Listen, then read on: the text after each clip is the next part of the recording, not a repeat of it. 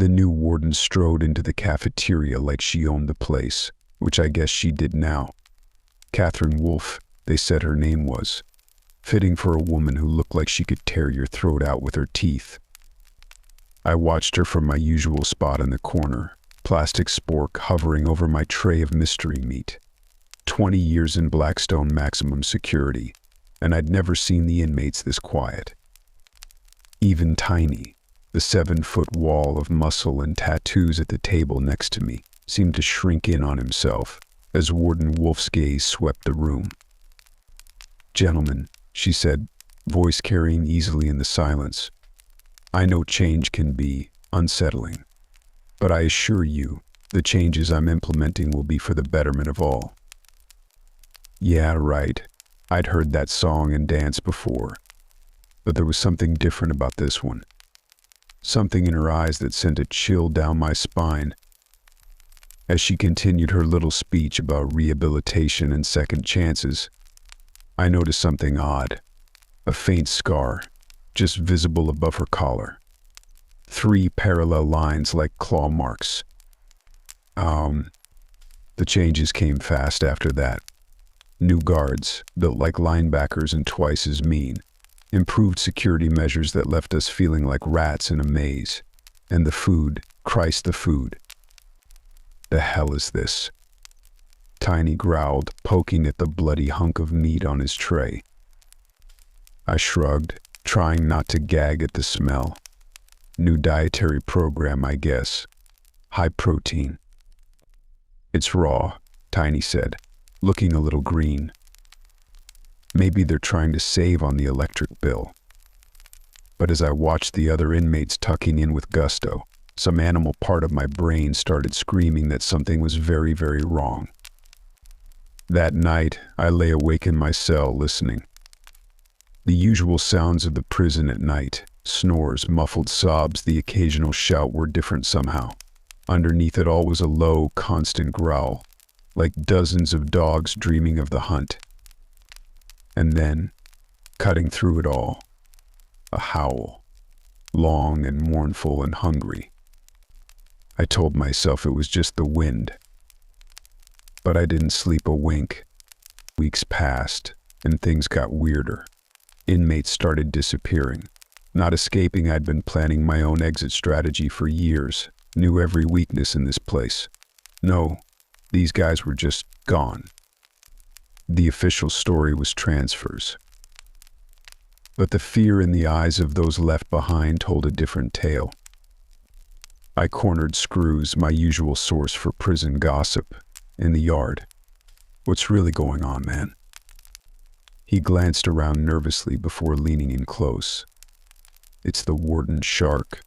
She's not human." I snorted. "Yeah, no shit?"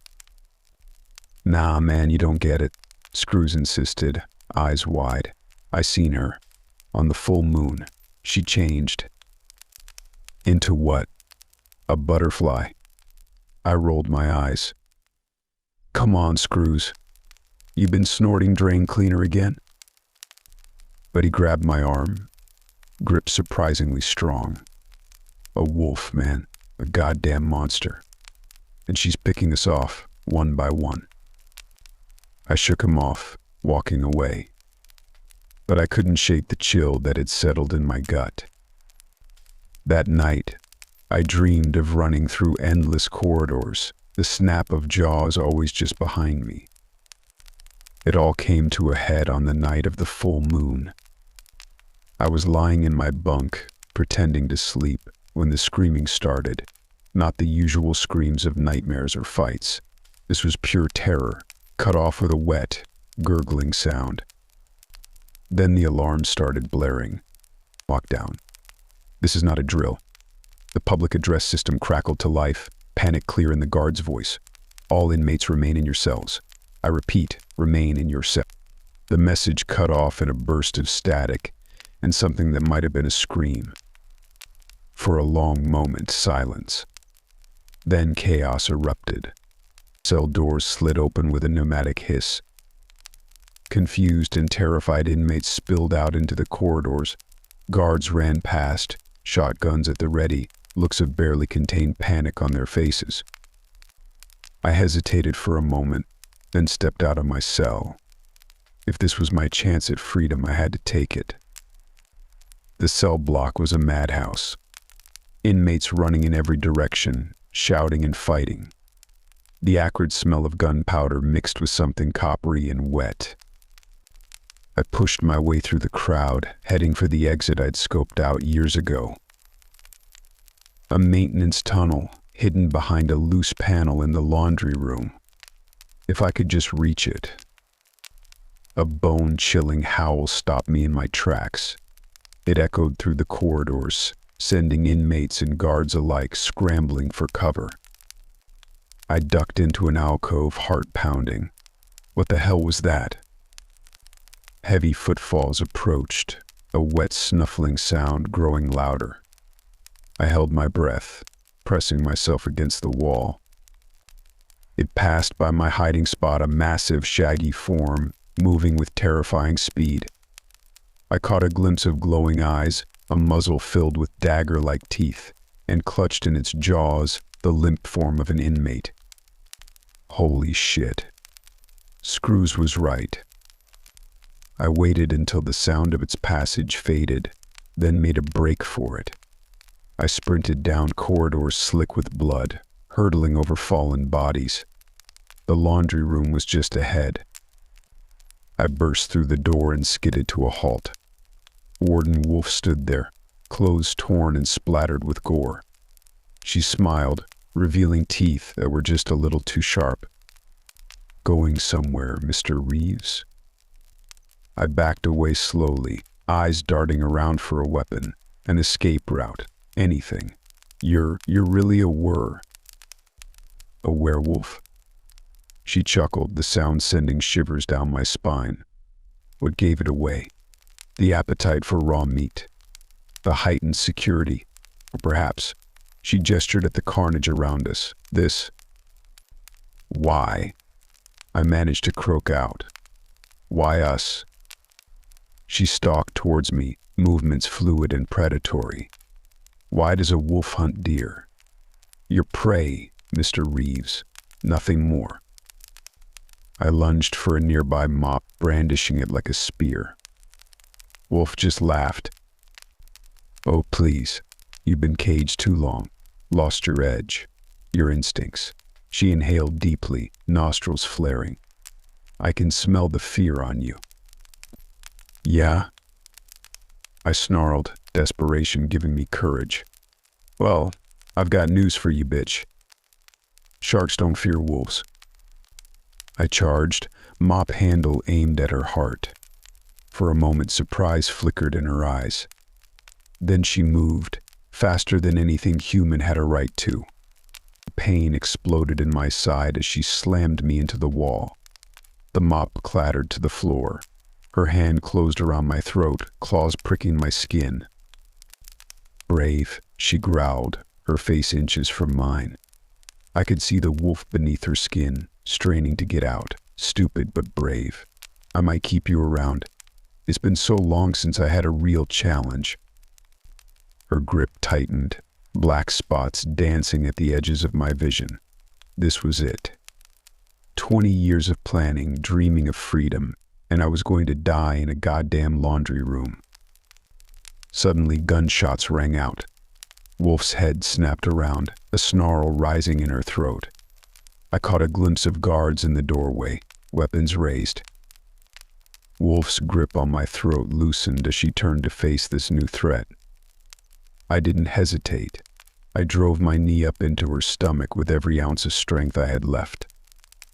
She stumbled back, more surprised than hurt. But it was enough. I dove for the loose panel I'd been eyeing for years, ripping it away from the wall. More gunshots. A howl of pain and fury. I didn't look back, just hurled myself into the dark maintenance tunnel beyond. I crawled through pitch blackness, lungs burning, throat raw. Behind me, I could hear the sounds of combat fading, replaced by the padding of heavy paws. She was coming. The tunnel seemed to go on forever. My hands were scraped raw, knees bruised and bleeding. But I kept going. Freedom was so close I could taste it. Finally, I saw a glimmer of light ahead. An old storm drain, leading out beyond the prison walls. I redoubled my efforts, ignoring the burning in my muscles. Just as I reached the opening, a clawed hand closed around my ankle. I kicked out blindly, connecting with something solid. A yelp of pain and the grip loosened. I scrambled forward, tumbling out of the drain and down a small embankment. For a moment, I just lay there in the wet grass, gasping for air. The cool night breeze on my face was the sweetest thing I'd ever felt. Then I heard it. The scrape of claws on concrete. A low, menacing growl. I looked up to see Warden Wolf emerging from the drain, but she wasn't Wolf anymore.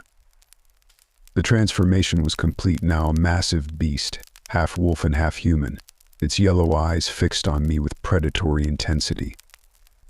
I stumbled to my feet, legs shaking.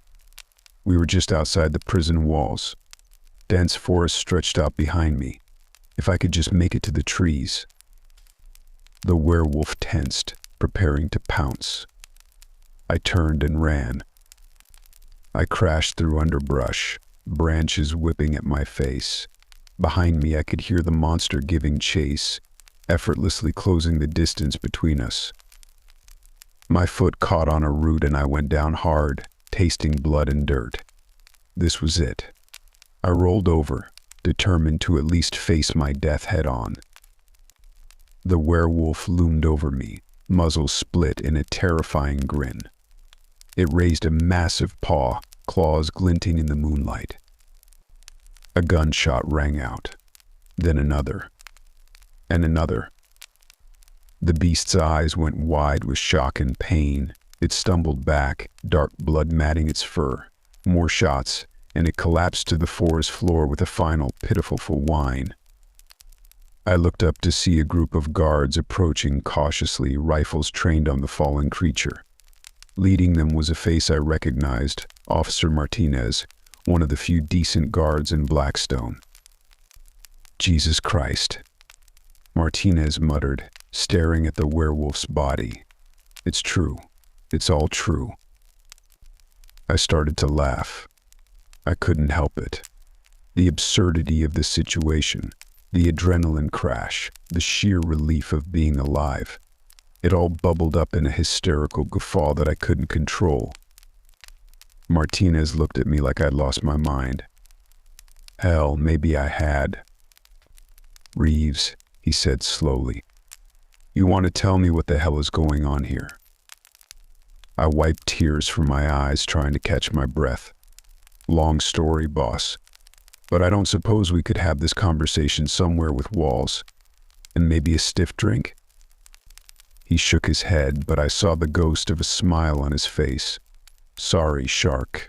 You're still a prisoner, and we've got one hell of a mess to clean up. As they led me back towards the prison, I took one last look at the fallen werewolf.